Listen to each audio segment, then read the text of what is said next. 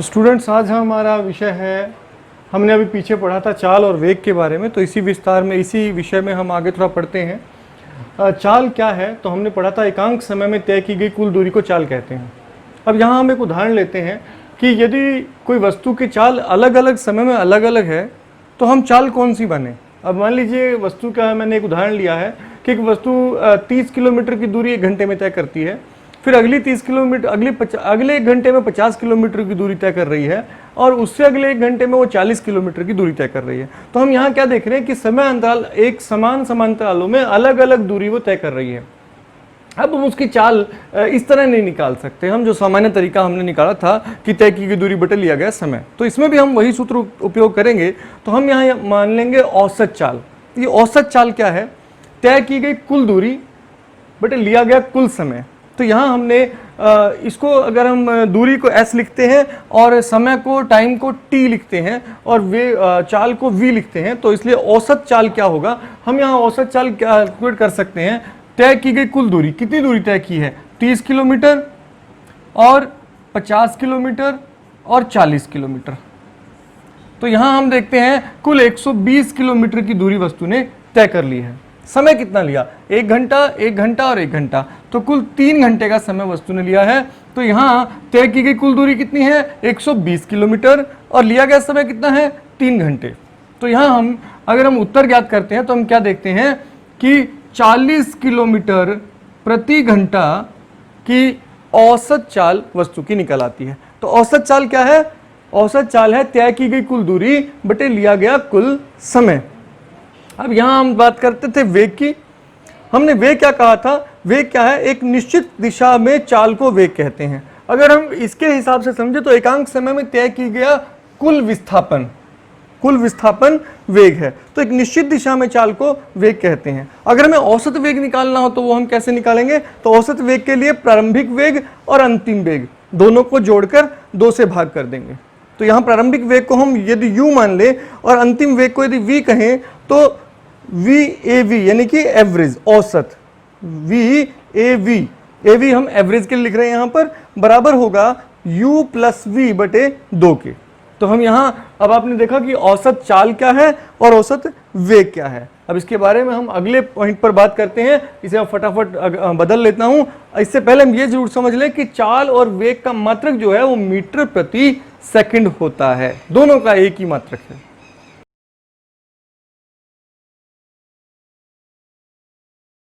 तो हम यहाँ बात कर रहे हैं, एक एग्जाम्पल हम NCERT की बुक से ले लेते हैं। यहाँ एक सवाल है कि उषा 90 मीटर लंबे तालाब में तैरती है, वह एक सिरे से दूसरे सिरे तक एक सरल रेखीय पथ में जाती है, बिल्कुल एक सरल रेखा में जाती है और उसी में वापस आती है।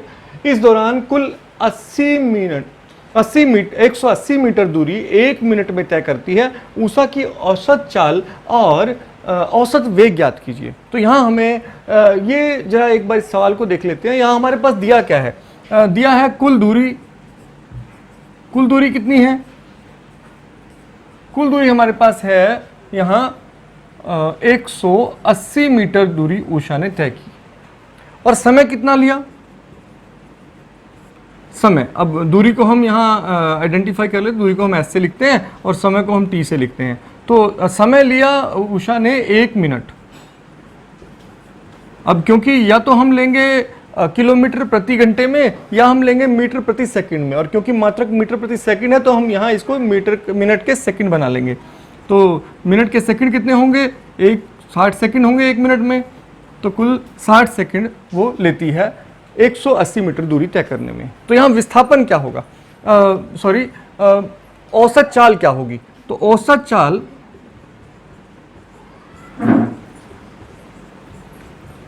क्या है? औसत चाल v क्या रहती है? तय की गई दूरी, कुल दूरी, जिसे हम S से दिखाते हैं, और कुल समय जिसे हम T द्वारा दर्शाते हैं। तो क्योंकि कुल दूरी कितनी तय की उषा ने? 180 मीटर, और कुल समय कितना लिया? कुल समय लिया है 60 सेकंड।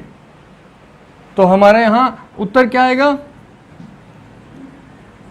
3 मीटर प्रति सेकंड की चाल से उषा चल रही थी। ये थी उसकी औसत चाल।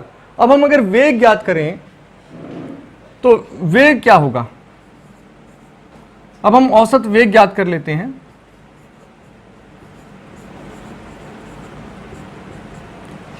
औसत वेग के लिए हम क्या देखते हैं कि कुल विस्थापन,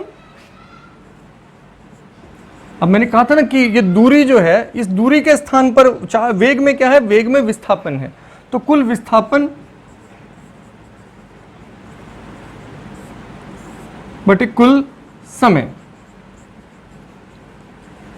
तो हम क्या देखते हैं, अब यहां एक बार फिर से प्रश्न को देखिए कि उषा ने एक सिरे से दूसरे सिरे तक सरल रेखीय पथ में जाती है और वापस आती है।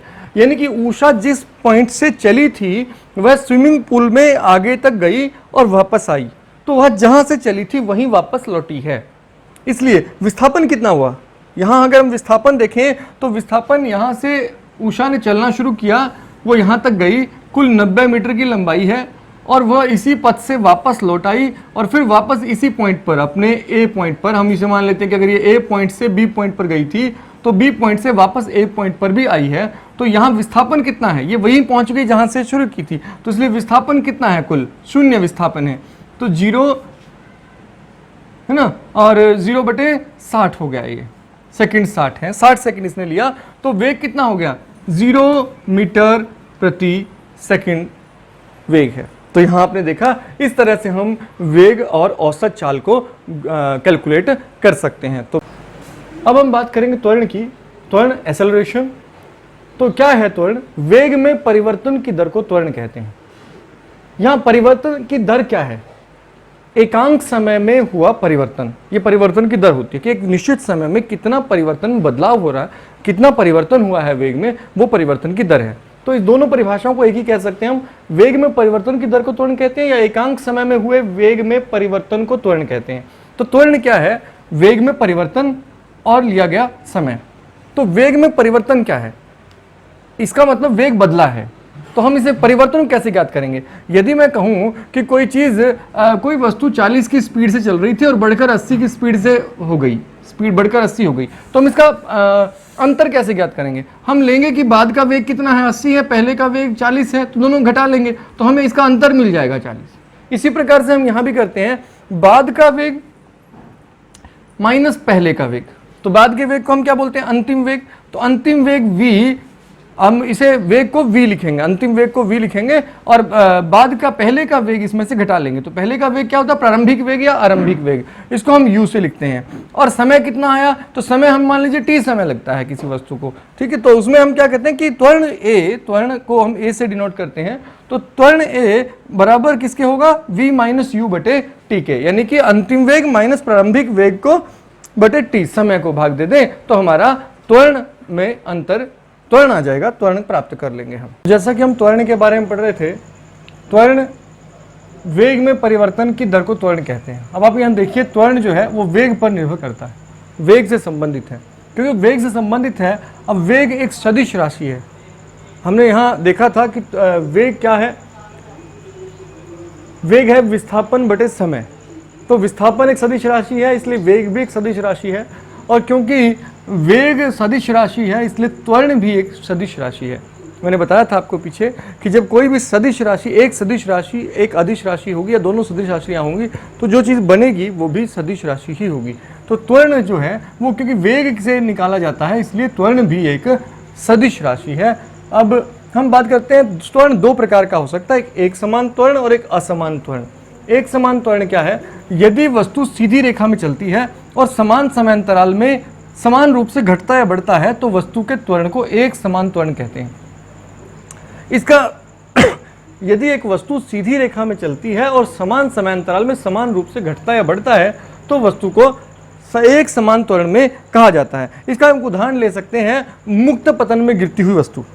यदि कोई वस्तु बिल्कुल स्वतंत्र रूप से मुक्त पतन में गिर रही है तो हम कहते हैं कि उसका त्वरण जो है वो एक समान त्वरण है। ये बहुत अच्छा उदाहरण है एक समान त्वरण का। मुक्त पतन से गिरती हुई वस्तु पर कोई बाह्य बल काम नहीं कर रहा, उसके वेग में जो परिवर्तन है वो गुरुत्वाकर्षण की वजह से है, उसकी गति लगातार एक समान दर से त्वरण उसमें पैदा होता है, वेग में परिवर्तन बिल्कुल समान होता है।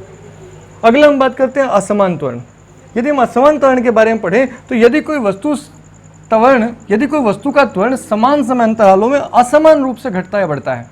ऐसा मान लीजिए कि रोड पर कार चल रही है तो बिल्कुल एक समान गति से चलेगी नहीं, वो कभी थोड़े स्पीड को ज़्यादा बढ़ा लेगी, कभी घटा लेगी। तो असमान रूप से घटता या बढ़ता है तो वस्तु के त्वरण को हम असमान त्वरण कहते हैं। अगर हम बात करें तो त्वरण दो प्रकार का हो सकता है। त्वरण एक समान चाल से चलती हुई वस्तु में त्वरण समान रहता है, जबकि वह त्वरण यदि घटने लगे तो उस त्वरण को हम कहते हैं ऋणात्मक त्वरण। यानी कि अगर वस्तु का वेग जो है वो समय के अंतराल के साथ घटता है तो हम देखेंगे तो अगर जो वेग हमारा त्वरण जो प्राप्त होगा वो होगा ऋणात्मक। अब क्योंकि वो ऋणात्मक होगा इसलिए हम उसे कहेंगे ऋणात्मक त्वरण। और अगर वस्तु का वेग समय अंतराल के साथ बढ़ रहा है तो बाद का वेग अधिक और प्रारंभिक वेग कम है, इसलिए उसमें जो अंतर निकलेगा वो धनात्मक होगा और तब हम त्वरण को कहेंगे धनात्मक त्वरण। तो यहाँ हमने पढ़ा कि त्वरण क्या है, एक समान त्वरण किसे कहते हैं, असमान त्वरण किसे कहते हैं, और इसके साथ ही हमने धनात्मक और ऋणात्मक त्वरण के बारे में जाना। तो अगली वीडियो में हम ग्राफीय विधि से कैसे हम ग्राफ क्या है, कैसे हम इस ग्राफ का उपयोग समय और दूरी के बीच के संबंध के लिए करते हैं, वो हम पढ़ेंगे।